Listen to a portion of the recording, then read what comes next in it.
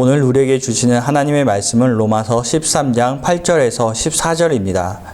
로마서 13장 8절에서 14절을 함께 봉독하시겠습니다.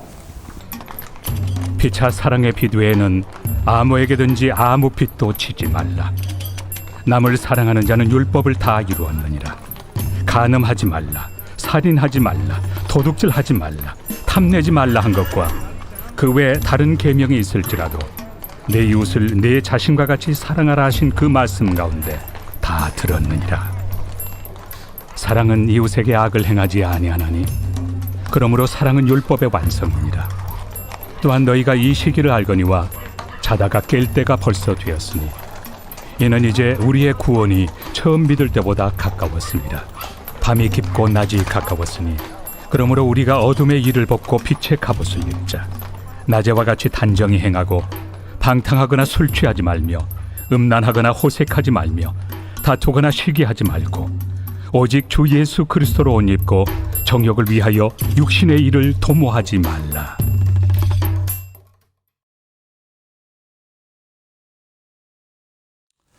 할렐루야. 여러분 얼마나 힘들고 짜증나고 어렵습니까? 제가 오늘 한 가지 이야기로 설교를 시작하려고 합니다. 어떤 목사님에게 들은 얘기인데요. 전라도의 한 여성과 그 경상도 한 남성이 결혼을 했답니다. 신혼생활을 아주 알콩달콩 행복하게 살던 어느 날 출출한 남편을 위해서 간식을 아내가 만들었어요. 그 간식은 감자였습니다. 남편이 이제 뭔가를 찍어서 이렇게 먹었는데 그게 소금이었습니다. 그래서 남편이 화가 났어요. 아니, 감자를 이렇게 소금에 누가 먹느냐고. 그랬더니 아내가 하는 말이 아니 그러면 감자에 소금에 먹지 어디에 찍어 먹느냐고. 아니라고. 우리는 설탕에 찍어 먹는다고.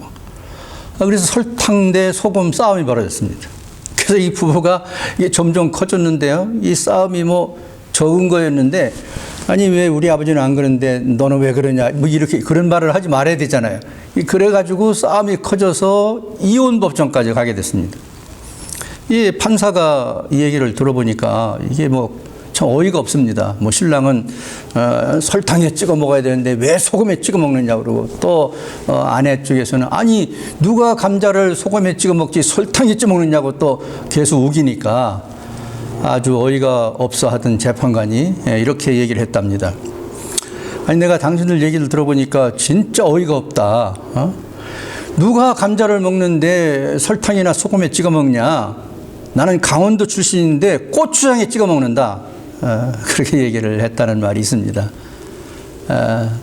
요즘 정말 저마다 자기 말이 옳다고 하는 것 때문에 세상이 참 힘들고 혼란스럽고 어려운 가운데 있습니다. 여러분 많이 힘들 때이기 때문에 제가 좀 싱거운 얘기 하나 했습니다. 자, 이제 마음을 가다듬고 다시 로마서로 돌아가도록 하겠습니다. 로마서는 크게 두 부분으로 나누면은 1장에서 11장 그리고 12장에서 16장 이렇게 나눌 수 있습니다. 1장에서 11장까지는 어떻게 구원받느냐 그리고 11장에서 12장에서 16장까지는 구원받은 사람들이 어떻게 살아야 되느냐 이 두 부분으로 크게 나눌 수가 있습니다. 오늘 우리가 13장을 읽었기 때문에 13장은 당연히 후자에 속합니다. 구원받은 성도가 어떻게 살아야 되느냐 하는 마음을 가지고 이 성경을 읽어야 됩니다. 13장에서 세 가지를 말하고 있습니다. 성도들은 구원받은 후에 국가에 대한 의무를 어떻게 해야 되느냐, 또 이웃사랑, 그리고 거룩한 삶, 이것이 13장에 기록되어 있는 세 가지 내용입니다. 저는 오늘 두 가지 말씀 나누려고 합니다. 이웃사랑과 그리고 거룩한 삶, 이렇게 두 가지를 말씀을 나누도록 하겠습니다. 기독교의 구원 과정은 세 단계로 분류합니다. 칭의, 성결, 영화. 증인은 우리가 잘 아는 것처럼 믿음으로 의롭다함을 받는 것이고 구원받는 거죠. 그 다음에 성결은 성령 세례를 받음으로 말미암아서 거룩한 삶을 살아가는, 영화는 우리가 죽은 후에 영화롭게 변화되어서 영원히 사는 것을 영화, 이렇게 세 단계로 구분을 합니다. 만약에 이 로마서 1장에서 11장 사이의 말씀을 통해서 우리가 구원을 받았다면, 구원받은 성도는 이제 12장부터 16장까지 읽으면서 어떻게 구원받은 사람으로서 삶을 살아야 되느냐, 이런 관점으로 성경을 보게 되는데, 그 첫 번째가 이웃 사랑입니다. 자, 8절을 같이 읽겠습니다. 피차 사랑의 비두에는 아무에게든지 아무 빚도 지지 말라. 남을 사랑하는 자는 율법을 다 이루었느니라. 어떤 것도 다른 사람에게 사랑의 비두에는 부담이 되게 하지 말라는 말이고요. 이웃을, 남을 사랑하는 자, 남은 이웃이지 않습니까? 이웃을 사랑하는 자는 율법을 다 이룬 것이다, 이렇게 말씀하고 있습니다. 이 율법을 좀 얘기하면은요, 율법을 요약하면 십계명이죠. 십계명을 또 축약하면은 하나님 사랑과 이웃 사랑, 또 그걸 하나로 묶으면 사랑. 그래서 기독교는 사랑이다, 이렇게 말하죠. 그런데 이 황금률이라고 말하는 두 가지 사랑, 하나님 사랑과 이웃 사랑. 오늘 이 본문에서 보면은 이웃 사랑, 남을 사랑하는 거거든요. 그걸 보면은 이렇게 얘기합니다. 마태복음 22장 39절에 내 이웃을 내 몸과 같이 사랑하라. 내 이웃을 내 몸과 같이 사랑하라. 자, 너무 간단합니다. 명백합니다. 구원받은 성도가 어떻게 살아야 됩니까? 이웃을 사랑해야 됩니다. 어떻게 사랑합니까? 내 자신과 같이 사랑해야 됩니다. 나 자신을 사랑하듯 이웃을 사랑하는 것입니다. 이렇게 성경은 이야기하고 있는 것이죠. 근데 오늘 본문은 조금 더 구체적으로 말합니다. 그럼 내 몸과 같이 이웃을 사랑한다는 것은 무엇을 의미하는 것인가? 9절입니다. 간음하지 말라, 살인하지 말라, 도둑질하지 말라, 탐내지 말라 한 것과, 이건 잘 아시는 것처럼 십계명 중에 6, 7, 8 그리고 10계명 10번째 계명입니다. 그런데 이웃을 내 몸과 같이 사랑하면 이렇게 간음, 살인, 도둑질, 탐심 가질 수 없다는 거예요. 반대로 말하면 이웃을 내 몸과 같이 사랑하지 못한 결과가 뭐예요? 간음이고 살인이고 도둑질이고 탐심이라는 것입니다. 그렇지 않습니까? 만약 내가 내 이웃을 내 몸처럼 사랑한다면, 나 자신을 사랑하듯이 이웃을 사랑한다면 어떻게 그 사람에게 간음을 하고, 어떻게 그 사람을 죽이고, 그 사람 것을 빼앗고 욕심을 내고 그렇게 할 수가 있겠습니까? 할 수 없다는 겁니다. 그러므로 이웃 사랑을 하는 것이 중요하다는 말이에요. 자, 9절을 조금 더 읽습니다. 그 외에 다른 계명이 있을지라도 내 이웃을 내 자신과 같이 사랑하라 하신 그 말씀 가운데 다 들으느니라. 이 계명 외에도 다른 것들이 혹 있다 할지라도 그 모든 계명도 다 어디에 들었냐면 내 이웃을 내 몸과 같이 사랑하는 말씀 속에 다 들어있다는 것입니다. 이 말은 무슨 말입니까? 내 이웃을 내 몸과 같이 사랑하라고 하는 것이 중요하다는 거예요. 그 사랑을 하게 되면은 다른 모든 것들은 다 해결되는 것이다, 이렇게 말할 수도 있는 것입니다. 그래서 8절에서 또 10절에서 반복에 말하기를 남을 사랑하는 자는 율법을 이루었느니라, 이렇게 말씀하고 있는 것입니다. 사실 이웃사랑에 대한 모델은 예수 그리스도입니다. 예수 그리스도는 이웃을 사랑하기 위해서 자기 몸을 희생했습니다. 이것보다 더 큰 사랑이 어디 있겠습니까? 그 엄청난 사랑의 삶을 통해서 예수님께서는 율법을 완전히 완성했다, 이루었다, 이렇게 말씀하고 있습니다. 구원받은 성도는 누구인가요? 예수 그리스도를 따라가는 사람이죠. 그럼 예수 그리스도의 무엇을 따라가나요? 예수 그리스도의 삶을 따라가는 것이죠. 예수 그리스도가 어떤 삶을 살았나요? 이웃을 위해서 자기 몸을 희생하셨습니다. 그것이 내 이웃을 내 몸과 같이 사랑하라는 황금률 두 번째 말씀인 것입니다. 한 비디오 클립을 통해서 이웃사랑에 대한 이야기를 좀 보시겠습니다.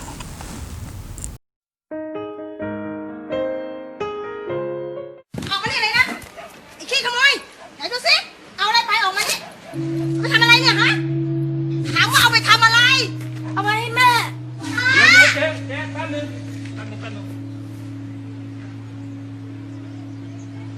แม่ป่วยเหรอ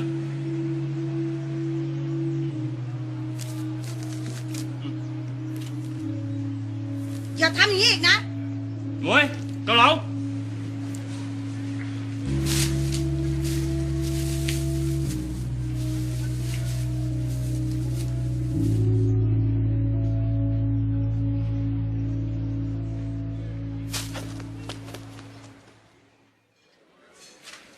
จ๋อนั่งเลยครับนั่งเลย ป๊า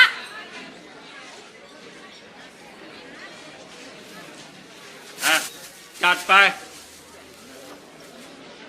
สั่งมาเร็วต่ออะไร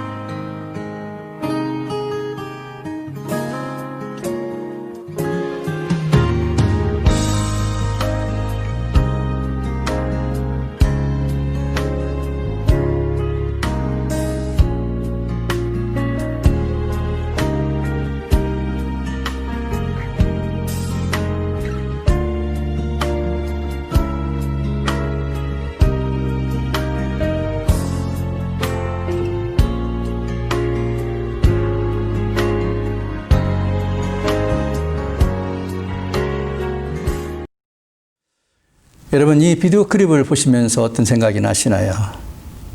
이웃사랑의 중요성이 남을 위한 것으로 끝나는 것이 아니라 그것이 나를 위한 것이라는 사실을 알게 됐을 것입니다. 우리는 주님이 살아계신 그 길을 향해서 이웃사랑을 하기 위해서 열심히 구원받은 성도로 살았습니다. 그 살면은 그것이 이웃을 위한 것으로 끝나는 것이 아니라 그 이웃을 살았던 삶이 바로 나를 위한 삶이었다는 사실을 깨닫게 될 때 이것이 하나님이 나를 사랑하시는 것이 얼마나 큰 것인가를 알게 되는 것입니다. 두 번째로는 본문에서 구원받은 성도들의 삶을 이야기하면서 자신에 대해서 거룩한 삶을 살 것을 주문합니다. 우리가 칭의를 통해서 믿음으로 의롭다함을 받았습니다. 믿음으로 의롭다함 받은 사람들의 삶은 성결한 삶의 단계로 나가야 됩니다. 그것이 두 번째 구원의 과정입니다. 로마서 3장 28절에 보면은 믿음으로 의롭다함 받았다는 것을 확실하게 증거합니다. 다시 한번 확인하고 넘어가겠습니다. 그러므로 사람이 의롭다 하심을 얻은 것은 율법의 행위에 있지 않고 믿음으로 되는 줄을 우리가 인정하노라. 그렇습니다. 그런데 뿐만 아니라 구원받은 성도가 거룩한 삶을 사는 것도 율법을 지킴으로 되는 것이 아니라는 것입니다. 그러면 구원받은 성도가 거룩한 삶을 살기 위해서 필요한 것은 무엇입니까? 성경은 그것은 성령 세례라고 가르칩니다. 성령 세례도 칭의와 같이 믿음으로 받는 은혜입니다. 갈라디아서 3장 5절을 함께 읽어봅니다. 너희에게 성령을 주시고 너희 가운데서 능력을 행하시는 이의 일이 율법의 행위에서냐 혹은 듣고 믿음에서냐? 믿음에서 왔다는 것입니다. 우리에게 성령을 주십니다. 왜 성령을 주십니까? 구원받은 성도가 능력 있는 삶을 살게 하기 위해서 성령을 주신다는 것입니다. 그 능력이 무엇입니까? 우리 자신으로서는 거룩하게 살 수 있는 힘이 없기 때문에 이 말은 구원받았다 할지라도를 전제합니다. 구원받은 사람이라 할지라도 우리 스스로는 거룩한 삶을 살 수 있는 능력이 없습니다. 그래서 우리 하나님께서 성령을 우리에게 보내주셔서 그 성령의 능력으로 거룩한 삶을 살 수 있도록 은혜를 베푸신다는 것입니다. 그래서 구원받은 성도들에게는 하나님께로부터 오는 성령의 세례의 은혜를 다시 받아야 함을 여기서 가르쳐 주고 있습니다. 그래야만 성령의 능력으로 거룩한 삶, 깨끗한 삶을 살아낼 수 있기 때문입니다. 자, 이것이 왜 이렇게 중요하고 필요한 건가? 여러분 본문 말씀을 통해서 이 시대를 분별할 지혜를 한번 살펴보도록 하겠습니다. 11절과 12절입니다. 또한 너희가 이 시기를 알거니와 자다가 깰 때가 벌써 되었으니 이는 이제 우리의 구원이 처음 믿을 때보다 가까웠습니다. 밤이 깊고 낮이 가까웠으니 여러분 지금 이 시대는 종말의 시대입니다. 자다가 깰 때입니다. 왜 그렇습니까?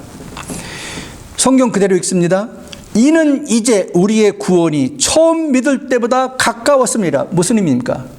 구원의 완성이 되는 주님의 재림이 가까워진 때라는 것입니다. 여러분 그 증거는 뭡니까?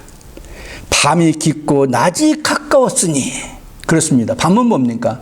밤은 불신앙과 죽음을, 낮은 무엇입니까? 광명과 기쁨을 상징하는 것으로서 주님의 재림의 때가 가까웠음을 이야기하는 것입니다. 그렇습니다. 이 주님의 재림의 때는 노아의 때와 같다고 그랬습니다. 이 노아의 시대는 어땠습니까?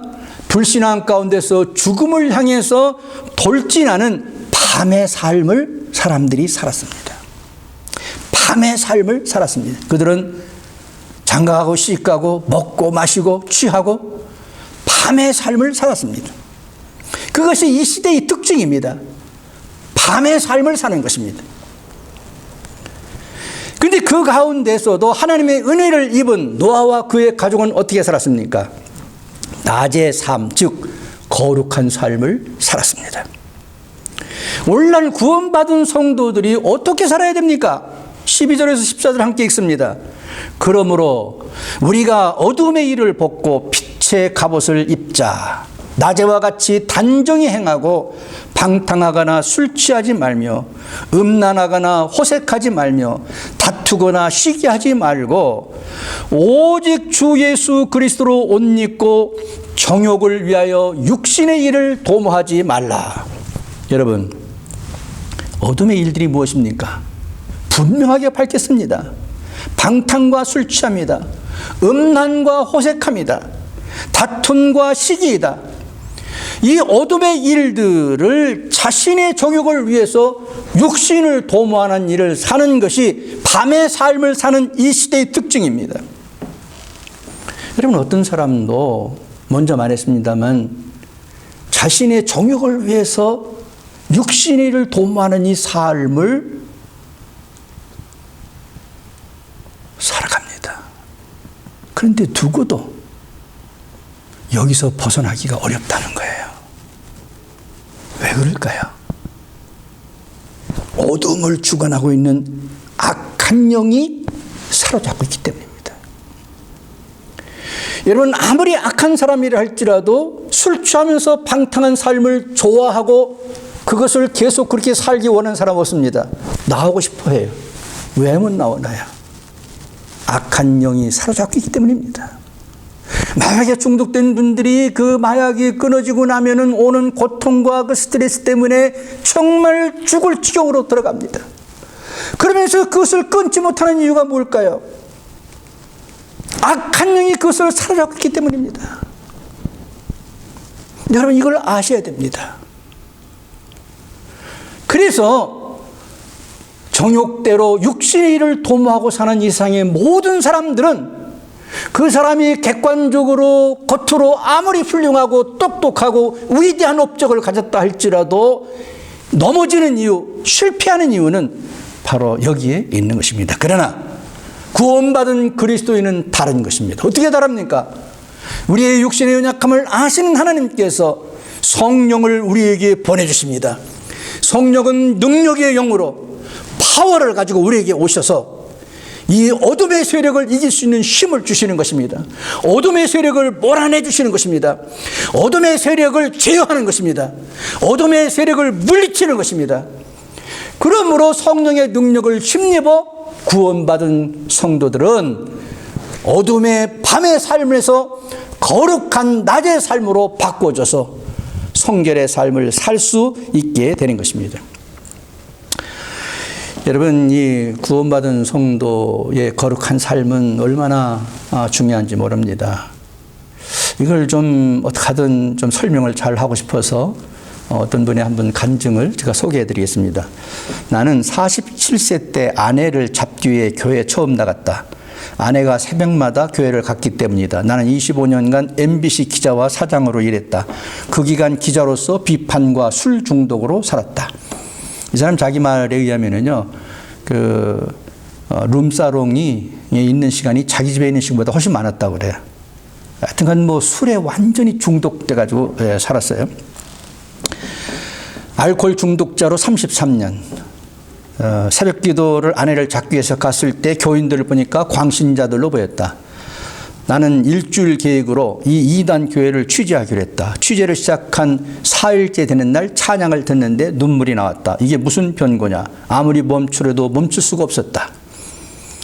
이것이 무엇인가를 알아보기 위해서 나는 성경을 4번 읽었다.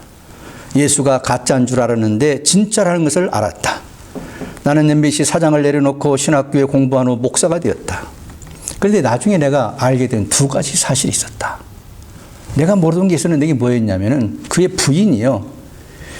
이 남편, 방탕한 남편, 술 중독자 남편을 위해서 자기 혼자만 기도한 게 아니라 동네방네 떠들고 다니면서 교인들에게 기도를 부탁했다는 거예요. 그리고 내가 왜 그 새벽 기도에 가서 취재하러 갔을 때 부인을 잡으러 갔을 때에 눈물이 나왔나 이유를 몰랐는데 나중에 알고 보니까 그것은 성령의 역사였다. 이렇게 그가 간증하고 있습니다. 이 사람이 누구냐면 한국 베이직 교회를 담임하고 있는 전 MBC 사장 조정민 목사입니다. 여러분, 누군가의 기도는 성령의 역사로 이어집니다. 성령의 능력은 방탕한 삶을 거룩한 삶으로 변화시키는 능력이 있는 것입니다. 본문에서 구원받은 성도의 표시는 두 가지라고 얘기합니다. 하나는 무엇입니까? 이웃을 내 몸처럼 사랑하는 것입니다. 또 하나는 무엇입니까? 이 어둠의 세대 가운데서도, 이렇게 타락한 세상 가운데서도, 이렇게 악한 역사는 가운데서도 거룩한 삶을 살아내는 사람입니다. 이 능력을 주시는 성령님을 의지하시기 바랍니다. 이 성령님과 함께 승리하는 여러분의 삶이 되시기를 주님의 이름으로 축복합니다.